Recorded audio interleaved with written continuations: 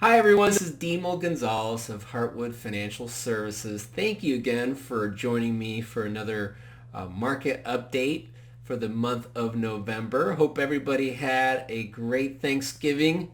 It was okay over here at our household, of course, a little different with COVID. Didn't get to see as many of my family.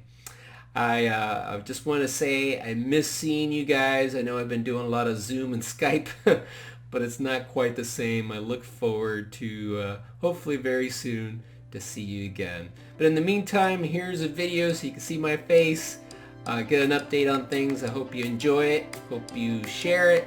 Call me or email me if you'd like to discuss anything in further detail that you see from the video. Thanks again.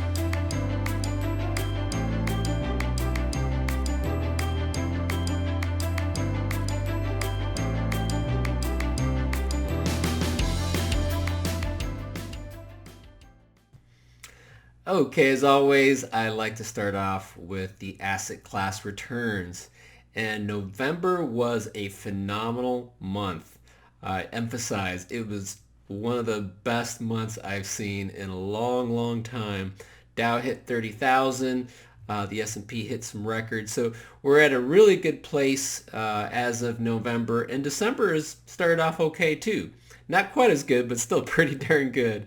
But the highlight here, the S&P 500 was up almost 11% for the month, having a nice positive return for the year. Small caps, and you'll see developed markets, international, and emerging markets all had phenomenal months, especially small caps and developed international doing better than the large caps. So again, this is maybe a little bit of a theme here because this is the same thing that happened the previous month. So there could be a little of a rotation going on here, and I'll talk a little bit more about that in the latter slides. We're seeing real estate do pretty well, not quite as good. It's actually the only negative year-to-date asset class that I have here. But again, this is more of that reopening trade that maybe is starting to heat up. Bonds still doing okay, still went up 7% for the year, which is a wonderful year for bonds. High yield bonds, which are the riskier bonds, also had a very good month, a little better at 3.7, up 10 for the year. So that is, again, good to see and probably will continue as the hopes of the economy improving continues.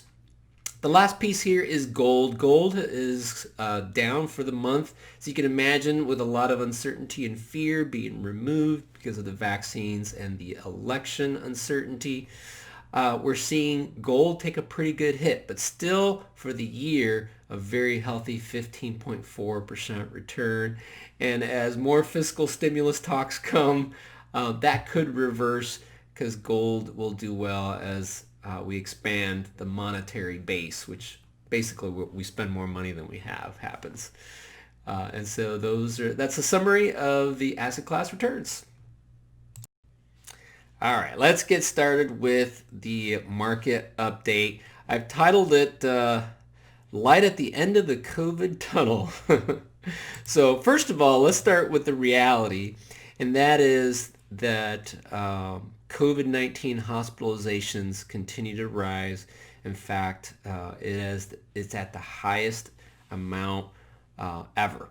And so I should say for COVID for the year. So this is the part that I really focus in on. Cases can be very high, but if hospitalization rates are not, there's still not as many deaths that could potentially come from this. So the hospitalizations, again, is a precursor to future deaths, unfortunately, and we are at in the 100,000 person stage of this virus, which is not good. So unfortunately, I do believe things could get a little bit worse before they get better. We're in the holiday season, and people love to get together during this time of year. And of course, that's only going to spread the virus even more. So this is probably the biggest risk that's out there, and unfortunately it is huge right now. But on the positive side, we've had some wonderful news in the month of November about the vaccine progress. We've heard about Moderna and Pfizer and their partnerships with these other companies. They're coming out with some amazing drugs that are showing very impressive efficacy, better than I think anybody would expected. Came out sooner than expected. I was assuming this was probably going to come out more at the end of December, but the news came out early in November to pretty much everybody's surprise. The market reacted very favorably to that. And it looks like things could be getting approved pretty soon here when the FDA meets next week. We'll see. Um, on the other side too, though, is when we look at the economy, I always like to look at the leading indicators. These are the ones that give us a little peek on what's coming ahead. And one of the big ones is the initial jobless claims. That was a number that came out yesterday. It showed that things continue to get a little bit better, but it's definitely slowing down, the improvement that is. And also with the numbers that we saw today from the labor report showed again more people getting jobs, which is very good. Unemployment rate's going down. It's all wonderful, but the rate is starting to decrease, and it decreased a lot this month. And I think a lot of that has to do with the restrictions, some of the partial lockdowns we've seen, and this is happening globally, not just in the U.S.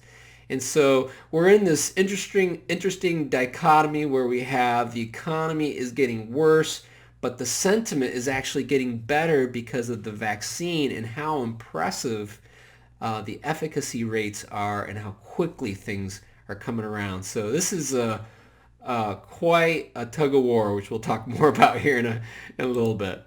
The last thing is the fiscal stimulus talks are resuming. That's good news because last month it seemed like it was dead on arrival, but Pelosi and McConnell are starting to talk again, and it seems like the numbers are getting more realistic. And so I'm actually optimistic that there could be something done here before the end of the year. Probably won't be the last of the stimuluses, and I think if Congress looks at it that way, that'll probably be easier to pass something because we do definitely need that booster shot. There's still a lot of people in great need, especially as a lot of these unemployment benefits run out at the end of the year. All right, now let's talk about the outlook going forward. That's always what's on most people's minds. So first of all, I'd like to talk about how the election results seem to be sinking in. There's still some uncertainty, but it has removed a lot of the uncertainty. And so that is a good sign. The market is really liking that. There's still some things up in the air. January is a big date because there's a runoff in the state of Georgia of a couple senators. And it's still up in the air, but the consensus seems to be that the Republicans will most likely hold at least one, maybe even both of those seats.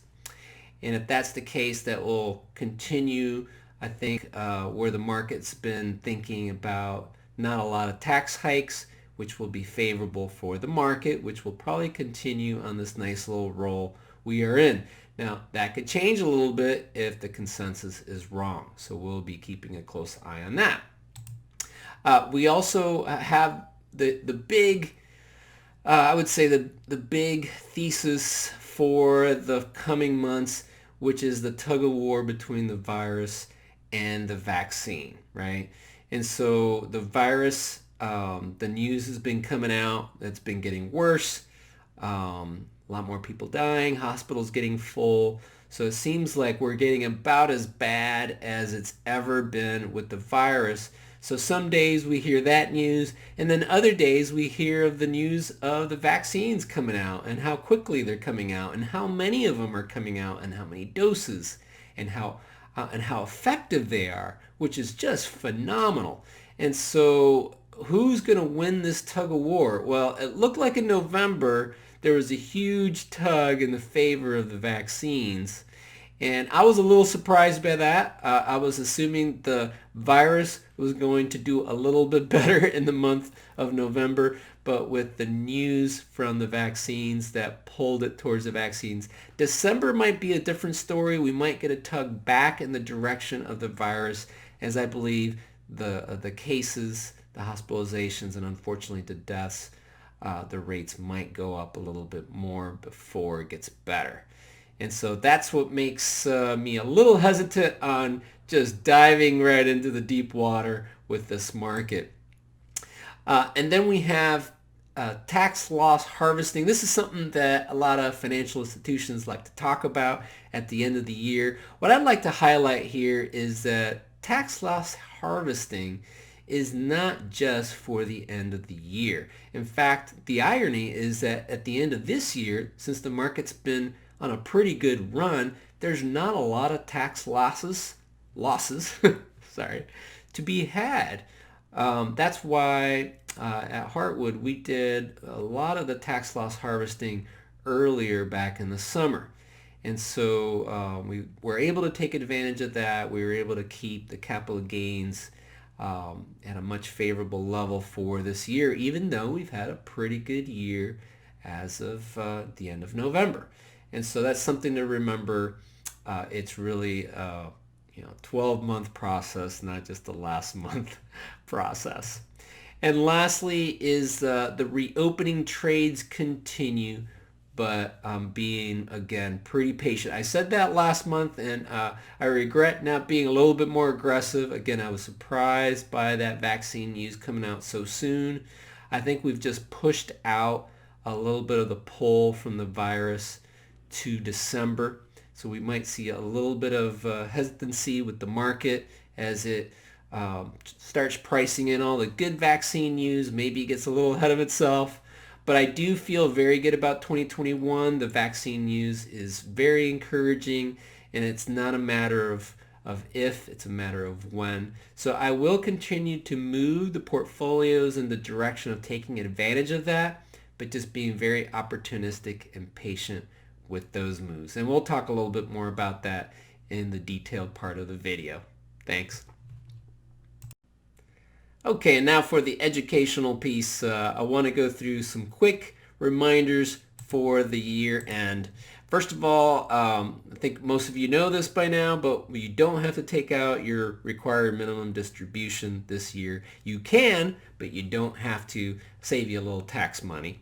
So that's first. Second, the deadline for a Roth conversion is the end of the year. Some of you already took advantage of that when the market dipped back in the summer. Good for you. For those of you that didn't, there's still an opportunity to do so, especially if you feel that the market will continue to do well next year. So that's something that we would need to do before year end. Just let me know. I can help you out with that. I haven't really highlighted this, but this is a nice little perk from the CARES Act. Everybody can make a donation to a charity for $300 and actually take a tax deduction for it, even if you do a standard deduction. So good to know. Also, I continue to point out that you can do the direct gifts from your IRA to a charity. And even though you don't have to take money out from your IRA, if you do regular gifting, it could still be a smart thing to do so that you can remove some money from your IRA with no tax. And so that's something that you have to do, again, before the end of the year. This is an interesting little line item in the CARES Act that I haven't brought up before, but if you want to make a very large gift this year, maybe a lot larger than you ever have, this is the year to do it. Because of the CARES Act, there is not a limit to the amount that you can write off based on your AGI. Before it used to be 60% of your AGI. Now it's essentially 100. And so it's something to think about. Let me know. I can talk to you about it. Obviously, your CPA or accountant can also talk to you about it. So it's something I just wanted to point out. And then the last couple things, open enrollment for health insurance for those of you that still have to go out and buy health insurance.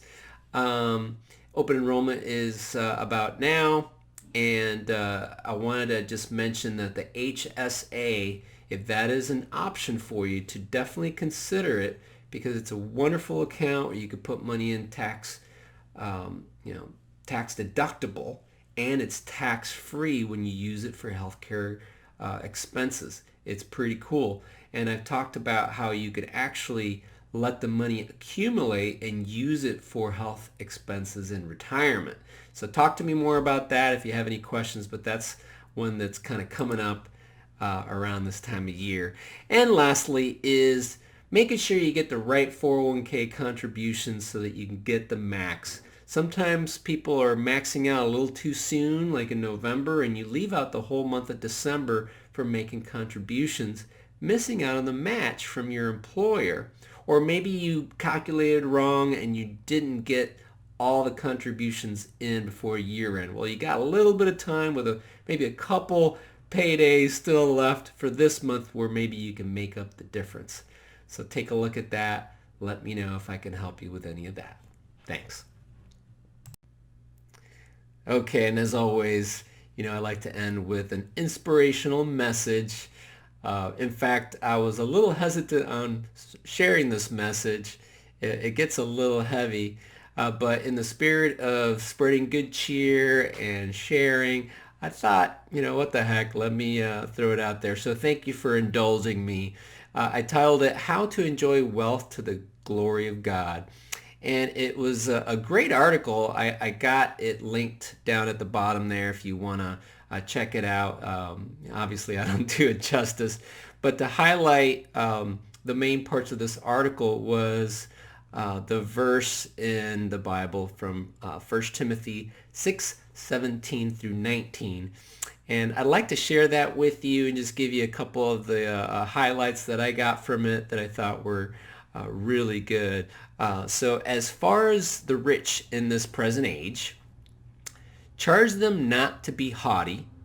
First of all, do you know anybody like that? That are braggadocious or think they're better than everybody else? So don't be like that. Nor to set their hopes on the uncertainty of riches. The uncertainty of riches is the part that hit me there, because as we all know, watching the markets, things, the market can go down, it can go up. It's very uncertain, and that's just the stock market, let alone the things that we own, our home possessions. They could be stolen, they could burn, so these things are all uncertain. And so what we're saying is what you should put your hope on is but on God, which is certain, which will not be stolen or burned or go up and down with the market, who richly provides us with everything to enjoy. I would highlight there that what Paul is saying is that we should enjoy our wealth, and it is a good thing to have the wealth, not a bad thing. And God has given it to us for us to enjoy. Now, how can we show our thankfulness for these blessings? And I think that's the rest of this passage. And it talks about, the purpose of our wealth. So they are to do good, to be rich in good works, and to be generous and ready to share, thus storing up treasure for themselves as a good foundation for the future, so that they may take hold of that which is truly life. So it's to do good, to be rich in good works, and to be generous and share. I think that's the best way that you can show your thankfulness for all of your blessings, is to freely share it with others. So hopefully that hit home like it did to me. One last quick thing, I'll highlight the picture that I have there of the young boy with the cow. This we do a Christmas party every year. We ended up canceling it because of obvious reasons with COVID. And so what we did instead, and you'll be getting a little card that just talks a little bit more about this, we made a donation to the Heifer Project on behalf of all of my Heartwood clients, and honoring you guys. And so you'll see more about that, but that's the picture there from the Heifer Project. Thank you for tuning in, and just want to say Merry Christmas, Happy New Year to everybody. Hopefully I'll still get a chance to chat with you, but if not, I wanted to wish you again very Merry Christmas and a Happy New Year.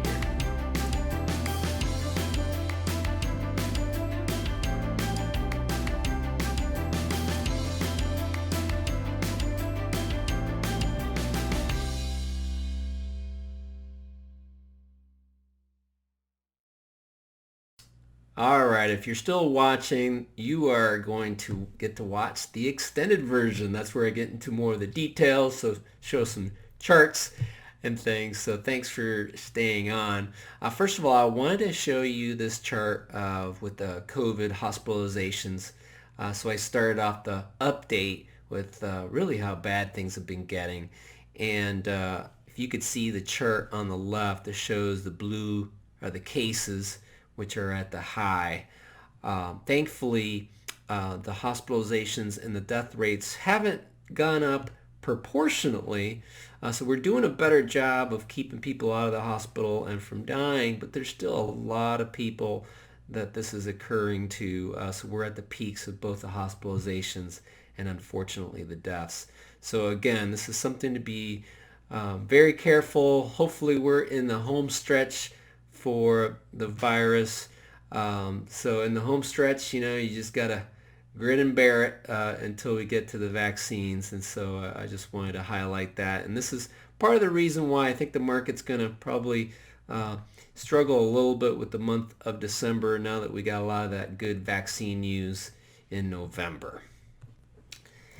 And on the positive side, we have all the great progress going on with the vaccines. Here we have all the different drugs that are in the different phases.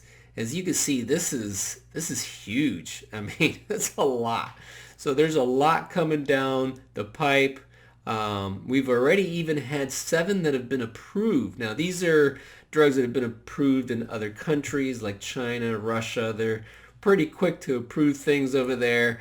I guess they like to use their people as guinea pigs. But anyways, I'm thankful that in our country, the FDA is very careful, and when they do approve things, that they feel very confident through their independent study of it. And so I will be getting my vaccine as soon as I can, and I hope you do too. So we haven't seen any approved for full use here yet, but like I said, in December, probably next week, we're going to start hearing some of the first news from the FDA. And I do think that if we do get some positive news there, we could see the market have another nice little bump up. Now, also in the market update, I talked about how the leading indicators have been improving, but the growth is starting to slow down. So again, it's still good, but it's, you got to be a little hesitant when things are starting to slow down. So you can see on the left here, we have the initial jobless claims, which you can see peaked in the summer and has been coming down really early summer and has been coming down pretty much falling in line with the market, right? And you can see that it did come down again for this week. So it's been overall an okay month, but you can see it starting to kind of flatten out here a little bit, and that's what's making me a little anxious because we're still very, very high compared to where we were prior to COVID. So we still got a lot of work to do there.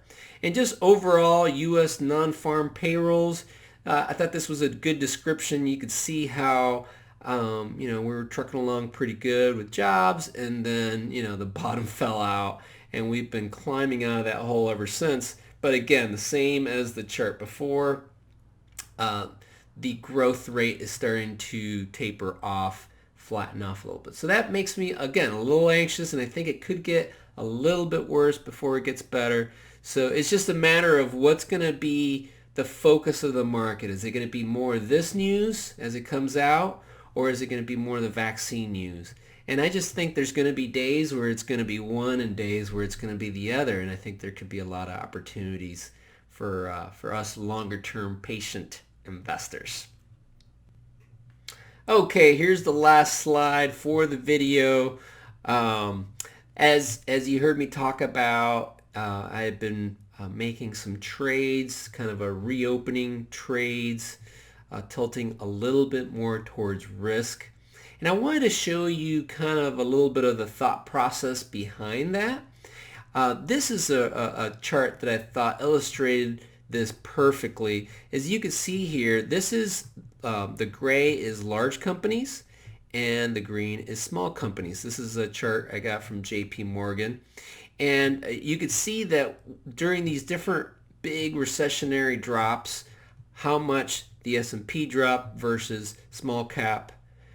Usually small cap does a little bit worse, except the tech bubble, interestingly enough.